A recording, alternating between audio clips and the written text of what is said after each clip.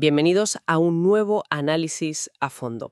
Hoy nos sumergimos en un artículo científico que ataca una de esas preguntas que obsesionan a entrenadores y atletas de élite. Una de esas que generan debates sin fin. Sí, de las buenas. El artículo se titula, y lo leo textualmente, Effects of Different Complex Training Methods on Change of Direction, Sprinting, Jumping, and Isometric Strength in National Level Male Basketball Players. Un título largo, sí, pero que va directo al grano. Para que quede constancia, los autores son Kazimierz Mikołajczyk, Jakub Jahosh, Michal Krzysztofovic, Peter Stasny y Michal Spieszny. Y se publicó en el Journal of Sports Science and Medicine el 1 de junio de 2026. Perfecto. Y la pregunta que aborda es, en esencia, muy simple, pero a la vez increíblemente compleja. En el entrenamiento de alto rendimiento, donde cada detalle cuenta, ¿importa de verdad el orden en que se hacen los ejercicios? Claro, ¿qué es mejor? ¿Hacer primero la fuerza y luego la velocidad? ¿O es más inteligente empezar por la velocidad y dejar la fuerza para cuando ya estás más fatigado? Exacto. Y esto nos lleva directamente al concepto de entrenamiento complejo. Que es un término que suena muy técnico, pero la idea es bastante intuitiva. Se trata de combinar en la misma sesión ejercicios de alta carga, como una sentadilla muy pesada, con acciones pleométricas, de alta velocidad, como un salto a un cajón. El objetivo es estimular el sistema neuromuscular desde los dos extremos, ¿no? Fuerza y velocidad. Eso es, para crear un atleta más completo, más potente. Y aquí es donde los autores meten la variable clave. Comparan dos formas de organizar esto.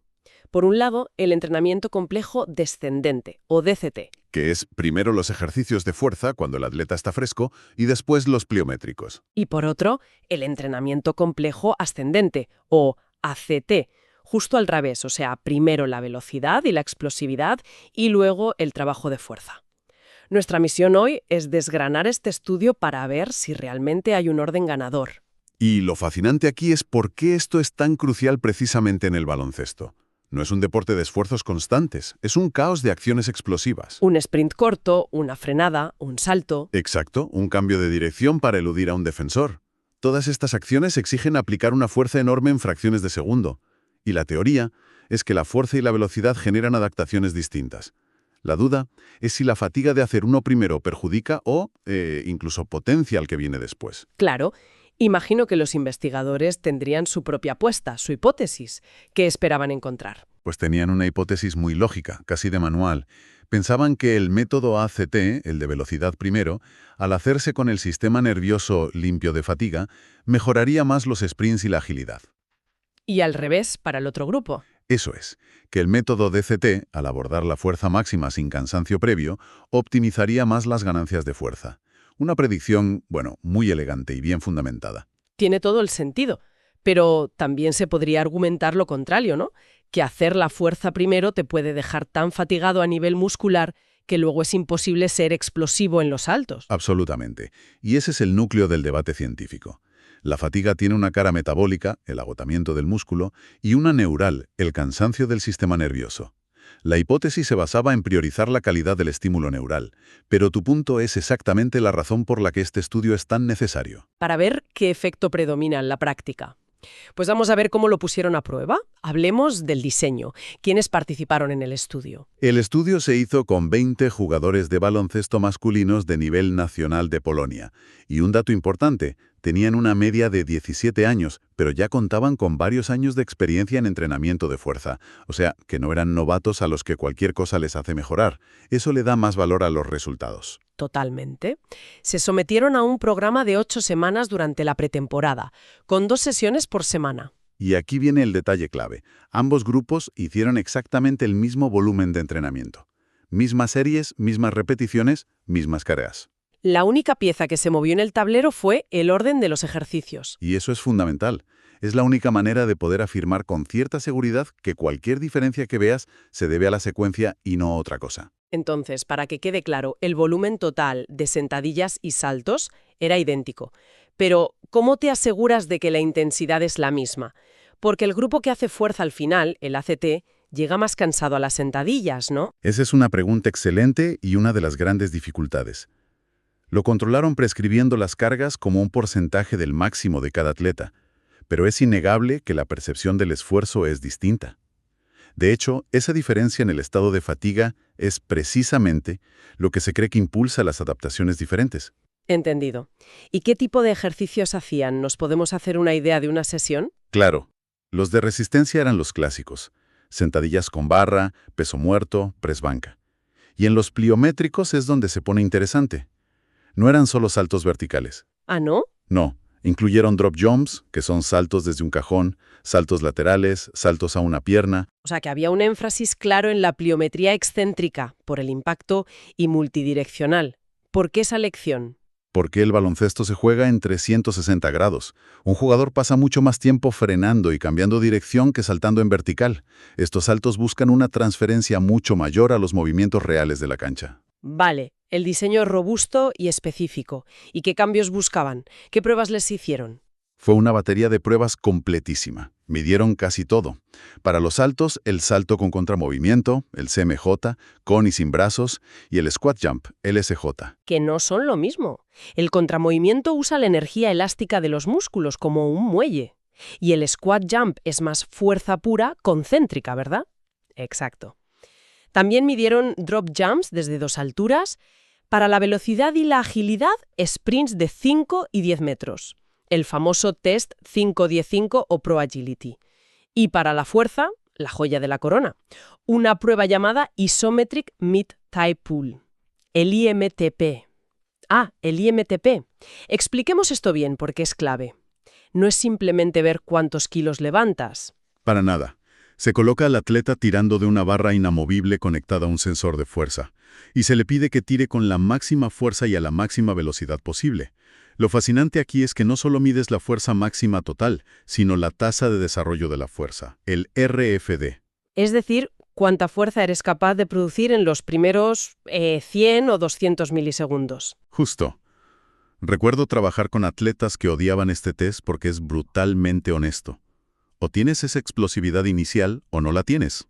Es como la diferencia entre levantar un coche con un gato hidráulico, que es lento, y dar un golpe seco para romper una tabla. Es la analogía perfecta. En el baloncesto, la mayoría de acciones decisivas ocurren en menos de 250 milisegundos.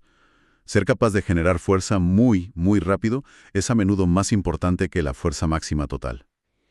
Bien, tenemos el diseño, las mediciones. Llegamos al momento de la verdad. Después de 8 semanas, ¿qué método resultó ser superior? Y aquí es donde la ciencia a menudo nos da una bofetada de humildad. Prepárense, porque la gran conclusión, el titular, es que la elegante hipótesis de los investigadores, pues no se cumplió. ¿Cómo que no? ¿Qué encontraron entonces? En la inmensa mayoría de las pruebas no hubo diferencias estadísticamente significativas entre los dos grupos. Después de 8 semanas, en términos generales, dio casi igual empezar por la fuerza que por la velocidad. O sea que ambos métodos funcionaron muy bien para mejorar. Sí, ambos fueron muy efectivos para mejorar el rendimiento global. Espera, eso ya es un hallazgo importante. Pero me cuesta creer que no hubiera ninguna diferencia. Si rascamos un poco en los datos, ¿no hay ningún matiz? ¿Ninguna pequeña victoria para uno de los dos? Buena pregunta. Porque el diablo, como siempre, está en los detalles.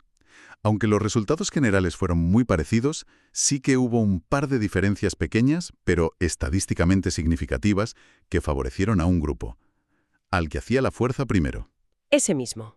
Interesante. ¿Y en qué variables concretas fueron mejores? Relativamente mayor en la producción de fuerza en la fase inicial del test IMTP, en esos primeros 100 milisegundos que decíamos. ¿Vale? Y segundo, también obtuvieron mejores resultados en la velocidad máxima del salto con contramovimiento, pero solo en el que se hacía con uso de brazos. O sea que ganaron justo en la capacidad de aplicar fuerza de forma explosiva al inicio y en un salto que implica una coordinación de todo el cuerpo. ¿Cuál es la interpretación? ¿Por qué la fuerza primero parece potenciar esto? La interpretación más plausible tiene que ver con la calidad del estímulo neural. Al hacer los ejercicios de fuerza pesados al principio, el sistema nervioso central no está fatigado.